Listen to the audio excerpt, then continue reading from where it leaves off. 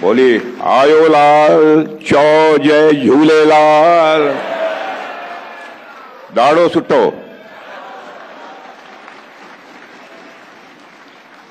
विश्व सिंधु फाउंडेशन के अध्यक्ष श्री गुरमुख जागवानी जी, लोकसभा सांसद और हमारे बहुत ही डायनेमिक सांसद श्री शंकर लालवानी जी और डॉक्टर राजू मनवानी जी, श्री बांसदेव देवनानी जी, स्पीकर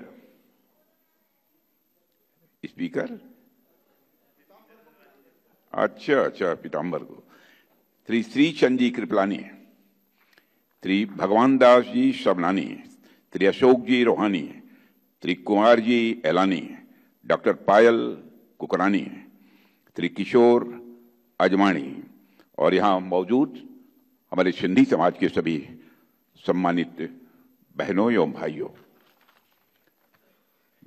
जिस समय मुझे आमंत्रित किया गया इस कार्यक्रम के लिए, तो मैं सच कहता हूं कि मुझे बेहद खुशी हुई है।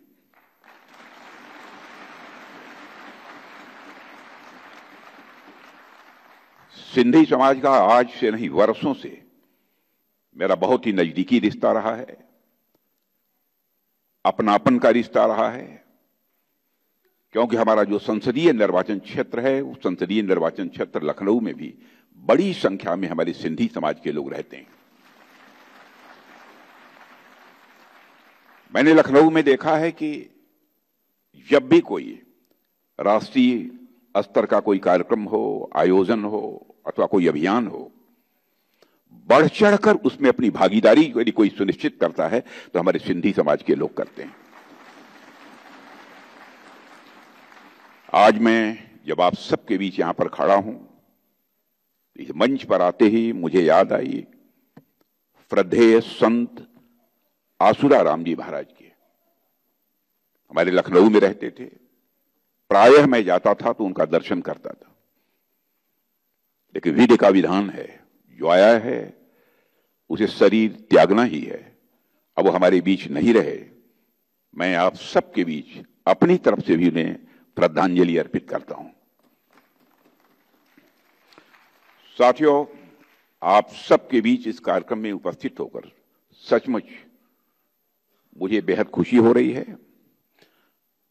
और आप सब जानते होंगे कि रामायण में एक श्लोक है, जिस श्लोक में राजा दशरथ जी कहते हैं, प्राचीना सिंधु सौवीरा सौराष्ट्रा दक्षिणा पथा।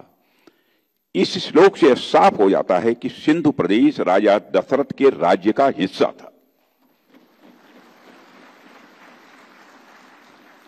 और इस श्लोक से यह भी साफ हो जाता है कि सिंधु प्रदेश राजा दशरथ जी के राज्य का हिस्सा था और सिंध वह क्षेत्र भी है जहां वेद ज्ञान सबसे पहले आया है।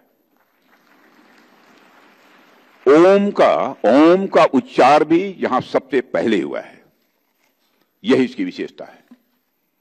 भारत देश की सनातन संस्कृति में मैं जानता हूं कि हमारी सभ्यता की शुरुआत सप्त सिंधु के रूप में जानी जाती है। जहां मां गंगा को हमारी संस्कृति में सबसे पूज्य माना गया है, वही सिंधु नदी तो भारतीय अस्मिता की सबसे बड़ी प्रतीक मानी जाती है। और आप में से कई लोग इस बात को जानते होंगे कि दूसरे देशों में भारत की पहचान ही सिंधु नदी से की जाती है, जिसे रोमन लोगों ने इंडस रिवर कहा है। भारत के बारे में जिस पश्चिमी इतिहासकार ने लिखा है उसका नाम है मेगास्थनीज और उसकी किताब का नाम है इंडिका। यानी भारत की कल्पना आप सिंधु नदी के बिना तो कर ही नहीं सकते। भारत के विभाजन के कारण मेरे साथियों, सिंधु नदी का एक बड़ा हिस्सा आज तो पाकिस्तान में चला गया है। पूरा सिंध प्रांत ही आज पाकिस्तान में है, मगर इसका अर्थ यह नहीं है कि सिंधु सिंध है और सिंधी समाज का महत्व हमारे लिए आज कम हो गया है। इसका यह मतलब नहीं है। हमारे लिए उनका महत्व आज भी उतना है जितना हजारों साल पहले था। और यही कारण है कि साल 2005 में सुप्रीम कोर्ट ने हमारे राष्ट्रगान से सिंध शब्द निकालने की याचिका को खारिज करते हुए कहा था कि सिंध शब्द केवल एक भौगोलिक स्थान से जोड़कर नहीं देखा जाना चाहिए, क्योंकि यह शब्द भारत और सिंधी समाज की सांस्कृतिक पहचान से पूरी तरह जुड़ा हुआ है। आज भी हम लोग बड़े गर्व से गाते हैं पंजाब, सिंध, गुजरात, मराठा, और आगे भी गाते रहेंगे, सदैव गाते रहेंगे। जब तक हमारा अस्तित्व है तब तक हम गाते रहेंगे।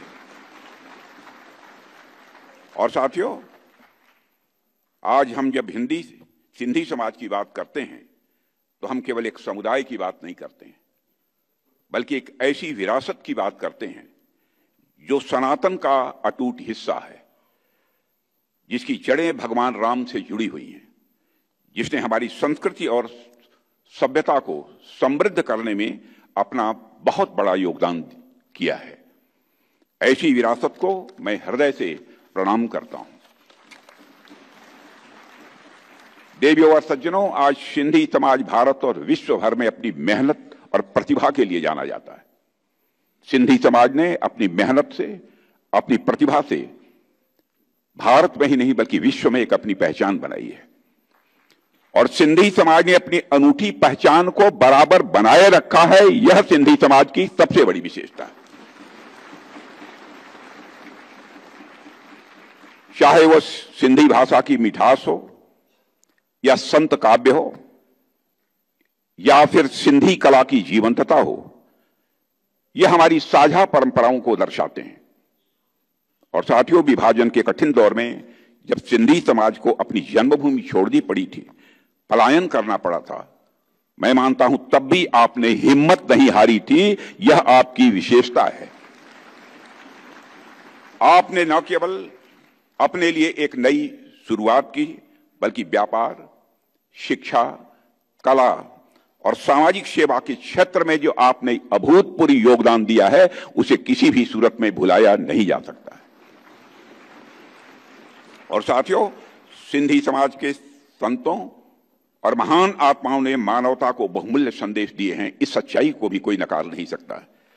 मैं आज महाकवि चैनराय स्वामी, संत कंवर राम जी, संत रामदास साहिब, स्वामी लीला शाह, स्वामी शांति प्रकाश सहित सभी सिंधी संतों को शीश झुकाकर नमन करता हूं। और मैं आज साधु टी.एल. वासवानी जी को भी याद करना चाहता हूं, जिन्होंने अपने प्रयासों से शिक्षा के क्षेत्र में एक अमिट छाप छोड़ी है। और साथियों, उन्होंने वेजिटेरियन लिविंग के विचार को बढ़ावा देने के लिए और एनिमल वेलफेयर की दिशा में महत्वपूर्ण जो कार्य किए हैं, उसे यह भारत देश कभी भूल नहीं सकता है। मेरे बहनों भाइयों, जैसा कि मैंने पहले भी कहा है कि इस कार्यक्रम में आकर मुझे बेहद खुशी हो रही है, और इस प्रसन्नता का एक और कारण है, वह है इस कार्यक्रम का प्रायोजन। आज हम नागरिकता संशोधन विधेयक के संबंध में यहां एकत्रित हुए हैं। जैसा मुझे बताया गया है, वर्ष 2019 में मैंने ही लोकसभा में इस नागरिकता संशोधन विधेयक को पेश किया था। यह विचार गृह मंत्री रहते हुए मेरे मन में कैसे आया था? ये बैठे हैं हमारे लखनऊ के लोग, सब सारे लोग यहां, इन लोगों ने इसकी जानकारी मुझे दी थी और बताया था ऐसा कुछ होना चाहिए। और मुझे इस बात की भी जानकारी मिली कि कुछ सिंधी समाज के और विभिन्न वर्गों के लोग जो कि नॉन मुस्लिम हैं, वह दिल्ली में भाग कर आए हुए हैं और झोपड़ियों में बड़ी दयनीय स्थिति में वो रह रहे थे। मैं स्वयं उनको देखने गया था, और वहां से लौटने के बाद मैंने फैसला किया कि इनको समुचित नागरिकता देने के लिए जो भी कानून आवश्यक होगा हम बनाएंगे। प्रधानमंत्री मोदी जी से मैंने बात की, मैंने कहा मैं इस दिशा में अब आगे बढ़ रहा हूं। बिल तैयार हुआ, लोकसभा में मैंने पेश किया, लोकसभा में पारित भी हुआ। लेकिन वह 2019 का अंतिम दौर था, कुछ ही महीने शेष बचे थे, राज्यसभा में बहुमत नहीं था। मैंने कई विपक्ष के लोगों से भी बात की, लेकिन लोगों ने समर्थन देने से इनकार कर दिया। तो मैंने कहा चलिए इस साल नहीं होगा तो अगले साल तो पास होकर ही रहेगा। और फिर जब गृह मंत्री अमित जी मिले तब मैंने उनसे कहा और उन्होंने फिर उस काम को आगे बढ़ाया। देवियों, सज्जनों, यह बात ध्यान देने वाली है कि हमारी सरकार ने कई पड़ोसी देशों से धार्मिक उत्पीड़न से बचने के लिए वर्ष 2024 तक भारत आए अल्पसंख्यक समुदायों के सदस्यों को बिना पासपोर्ट के भारत में रहने की अनुमति दी है। आज मैं कह सकता हूं कि हमारे पड़ोसी देशों के इन भाइयों और बहनों का सम्मान से ही जीने का अधिकार भारत में मिल रहा है और इस अधिकार को दुनिया की कोई ताकत छीन नहीं सकती है। और मैं यह भी कहना चाहूंगा कि पड़ोस के कई देशों में अल्पसंख्यक समुदाय वर्षों से यातना झेलता रहा है। उनके घर जलाए गए, उनके बच्चों को मारा गया, बेटियों के साथ जुल्म अत्याचार किए गए, लोगों का जबरन धर्म परिवर्तन कराया गया। उनमें से कई लोग जब किसी तरह अपनी जान बचाकर भारत आए तो तुष्टीकरण करने वाली पूर्व की कई सरकारों ने भी उन्हें जो राहत देनी चाहिए, राहत देने की बात तो दी दूर, उनके साथ जिस तरीके का व्यवहार किया गया उसकी जितनी भी निंदा की जाए वह कम है। एक खास समुदाय के वोट बैंक को केवल खुश करने के लिए उन्हें अपना अपमानित किया गया, जलालत उन्हें झेलनी पड़ी। पड़ोस के देशों से आने वाले एक विशेष वर्ग को शरण दी गई, लेकिन इस हिंदू समाज के लोग जो वाकई में इसके हकदार थे उन्हें जो अधिकार मिलने चाहिए थे वो अधिकार नहीं दिए गए। उनके कष्ट को जो समझा जाना चाहिए था, जिस संवेदना के साथ समझा जाना चाहिए था, वो नहीं समझा गया। लेकिन इस पीड़ा को किसी ने समझा तो हमारे प्रधानमंत्री नरेंद्र मोदी जी ने समझा। हमने उस पीड़ा को समझा, उस दर्द को महसूस किया और हमारी सरकार ने कानून बनाकर, मेरे साथियों, यह सुनिश्चित किया कि हम उनके घाव पर मलहम लगाएंगे और हमने उस घाव को भरने का काम किया है जो घाव हमारे बहनों भाइयों को कष्ट दे रहा था, पीड़ा पहुंचा रहा था। इसलिए हम नागरिकता संशोधन विधेयक लेकर आए। अगर मैं सिंधी समाज की बात करूं यहां पर, तो सिंधी लोग सिंधु घाटी सभ्यता के वंशज हैं, जिसे इतिहासकार आज विश्व की सबसे प्राचीन सभ्यताओं में से एक मानते हैं। ऐसे लोग लंबे समय तक सेकंड क्लास सिटीजन, द्वयम दर्जे के नागरिक की तरह जीवन जिए, यह अन्य किसी को मंजूर हो सकता है, लेकिन हम लोगों को किसी भी सूरत में यह मंजूर नहीं था। भगवान झूलेलाल जी ने इस सौभाग्य को हमें दिया, मेरे बहनों भाइयों, कि हम अपने बहनों और भाइयों के लिए यह शुभ कार्य कर पाए। और एक बात मैं बहुत स्पष्ट कर देना चाहता हूं, जो इनविटेशन लेटर मुझे मिला था उसमें कहा गया था कि सिंधी समाज के लोग मेरा आभार व्यक्त करना चाहते हैं, यह लिखा हुआ था, धन्यवाद देना चाहते हैं। लेकिन मेरा मत यह है कि यह कानून कोई आपके ऊपर एहसान नहीं था, आपके ऊपर यह कोई उपकार नहीं था, यह हम सबकी नैतिक जिम्मेदारी थी, हमारे सरकार की नैतिक जिम्मेदारी थी। यह मानवीय कार्य था, यह एक मानवीय कार्य था, यह एक संवेदना का कार्य था, जिस कार्य को हम लोगों ने किया है। ऐसा समाज जो देश के लिए और अपनी मातृभूमि के लिए हमेशा खड़ा रहा है, जिसके नीयत के ऊपर सवालिया निशान कभी नहीं लगा है, जिसने स्वाधीनता संग्राम में अपना अनमोल योगदान दिया है, जिस समाज के पुरुषों और महिलाओं ने भारत की स्वतंत्रता के लिए संघर्ष किया है, जिस समाज के बहुत से व्यापारियों ने नेताजी सुभाष चंद्र बोस और इंडियन नेशनल आर्मी को अपना समर्थन दिया था, उस समाज के लोगों के प्रति हमारा दायित्व है कि चाहे जैसे भी हो, जो भी करना हो, वह सम्मान के साथ अपनी जिंदगी जिए। ये हम सबकी जिम्मेदारी बनती थी और उसी जिम्मेदारी का हम लोगों ने निर्वाह किया है। मेरे बहनों भाइयों, मैं जानता हूं सिंधी समाज के लोगों ने बहुत सारे कष्ट सहे हैं और सिंधी समाज के लोगों ने हमेशा अपनी मातृभूमि के लिए बलिदान दिया है। मैं आज हेमू कालानी जी को भी यहां याद करना चाहता हूं, जिन्हें भारत छोड़ो आंदोलन के दौरान गिरफ्तार किया गया था, उन्हें मौत की सजा सुनाई गई थी। सिंध के लोगों ने दया याचिका दायर की और ब्रिटिशर्स ने इसे मंजूर किया, लेकिन उन्होंने शर्त रखी कि हेमू कालानी जी को अपने साथ के क्रांतिकारियों के नाम उजागर करने पड़ेंगे, लेकिन हेमू कालानी जी ने इसे साफ इनकार कर दिया था। यह थी एक नेशनल स्पिरिट, यह थी एक राष्ट्र भक्त की प्रखर भावना। और हेमू कालानी जी को 21 जनवरी 1943 को फांसी दे दी गई थी। आप कल्पना कीजिए कि उस समय वह केवल 19 वर्ष के थे। 19 वर्ष के युवा के अंदर किस प्रकार से प्रखर राष्ट्रीय स्वाभिमान की भावना थी, क्या देशभक्ति का जज्बा था उस जवान का, क्या मातृभूमि के लिए उस नौजवान का प्रेम था। यह दुर्भाग्य की बात है कि उस क्रांतिकारी के बारे में लोगों को जिस हद तक की जानकारी होनी चाहिए वह जानकारी नहीं है, और बहुत कम लोग हैं जिन्होंने उनके बारे में पढ़ा है, बहुत कम लोग हैं जिन्होंने उनका नाम सुना है। मैं हेमू जी को सादर नमन करता हूं, जिन्होंने भारत के स्वतंत्रता संग्राम में अपना योगदान दिया है।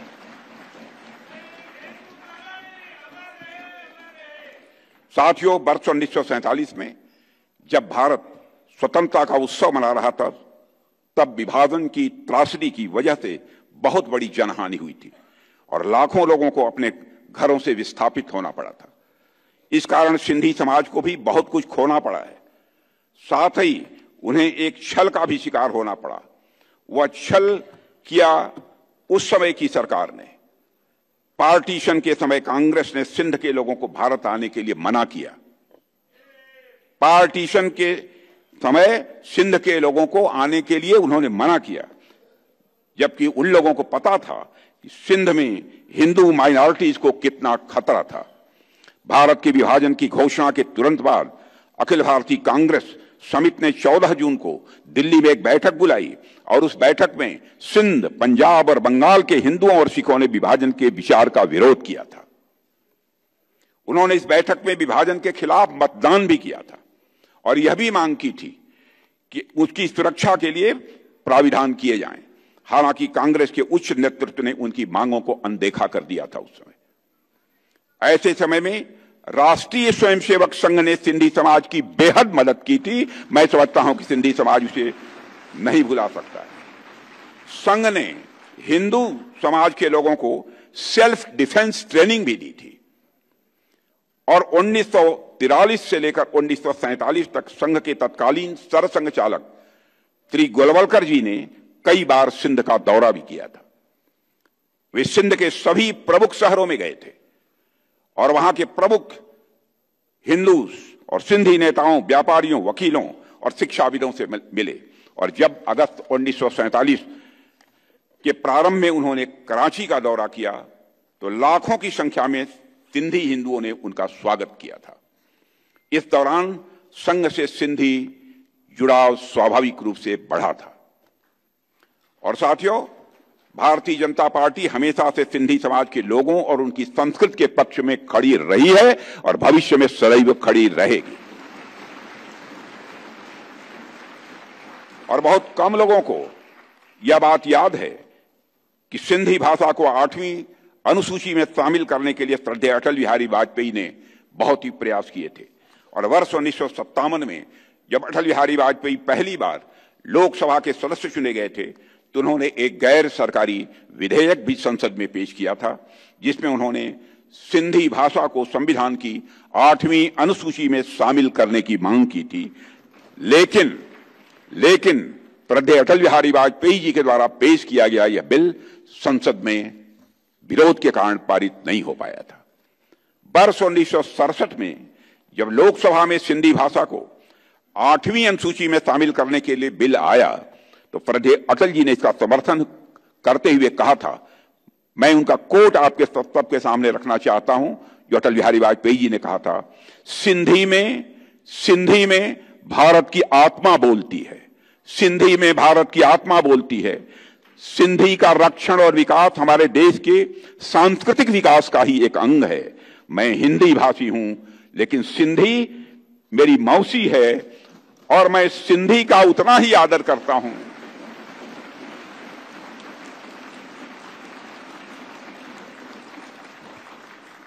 और मैं सिंधी का उतना ही आदर करता हूं जितना कि मैं हिंदी का आदर करता हूं। ये अटल बिहारी वाजपेयी जी ने कहा था।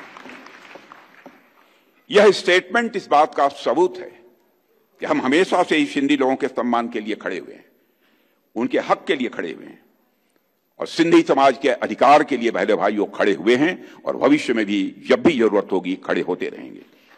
और हाल ही में महाराष्ट्र की एनडीए सरकार ने सिंधी विस्थापितों को उनकी जमीन का मालिकाना हक दिलाने के लिहाज से एक विशेष अभय योजना 2025 लागू की है और यह योजना सिंधी समुदाय के लिए सम्मान और सुरक्षा की प्रतीक है, जिससे 3 पीढ़ियों को न्याय मिल रहा है इस पहल के कारण।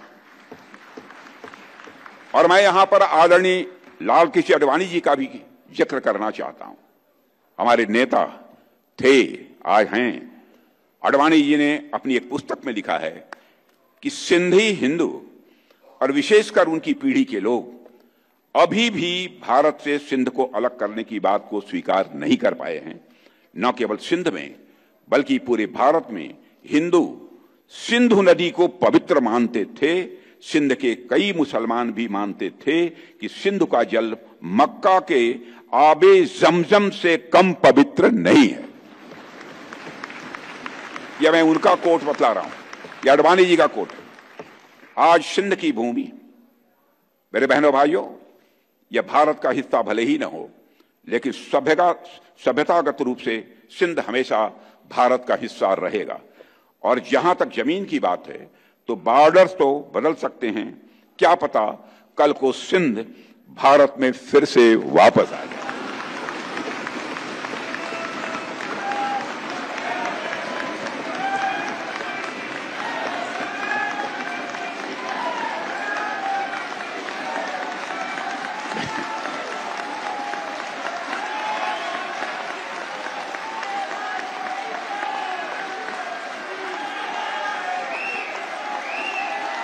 लेकिन सिंध के हमारे लोग लेकिन सिंध के हमारे लोग जिन्होंने सिंधु नदी को पवित्र माना है, हमेशा हमारे वो अपने रहेंगे, वो चाहे कहीं भी हों, हमेशा अपने रहेंगे। मेरे बहनों भाइयों, अगर हम इतिहास को देखें तो पाते हैं कि सिंधी लोगों ने भारत की अर्थव्यवस्था में बहुत बड़ा योगदान किया है। अभी लालवानी जी कह रहे थे ना, कौन नहीं जानता इस सच्चाई को। सिंधी भारत की ओरिजिनल ट्रांसनेशनल बिजनेस कम्युनिटी है, ओरिजिनल ट्रांसलेशनल बिजनेस कम्युनिटी है, जिन्होंने अपने स्किल से कॉलोनियल रूल के बावजूद बिजनेसेस को, अपने व्यापार को सफलतापूर्वक संचालित किया है। अंग्रेजों की हुकूमत होने के बावजूद मॉडर्न बैंकिंग मेथड्स जैसे बिल डिस्काउंटिंग और साथ ही साथ प्रामिनरी नोट्स की उत्पत्ति सिंधु व्यापारियों द्वारा शुरू की गई हुंडी और पर्ची प्रणालियों से जो शुरू हुई है। पार्टीशन के बाद सिंधी समाज ने भारत में जीरो से शुरुआत की है। मेरे बहन भाइयों, सभी जानते हैं, जीरो से आप लोगों ने शुरुआत की है, लेकिन उन्होंने सफलता के नए आयाम गढ़े हैं। और आज भारत सहित दुनिया के देशों में सिंधी समाज के लोग समाज निर्माण के कार्यों में अपना बहुत बड़ा योगदान कर रहे हैं। ऐसा शायद ही कोई क्षेत्र हो जहां अपनी सरनेम का कोई व्यक्ति नेतृत्व करता न मिल जाए। आनी सरनेम का कोई व्यक्ति नेतृत्व करता न मिल जाए, शायद ही देश में ऐसा कोई क्षेत्र हो। चाहे शिक्षा हो, चाहे वह शिक्षा का क्षेत्र हो या रियल एस्टेट, चाहे कला के क्षेत्र हो,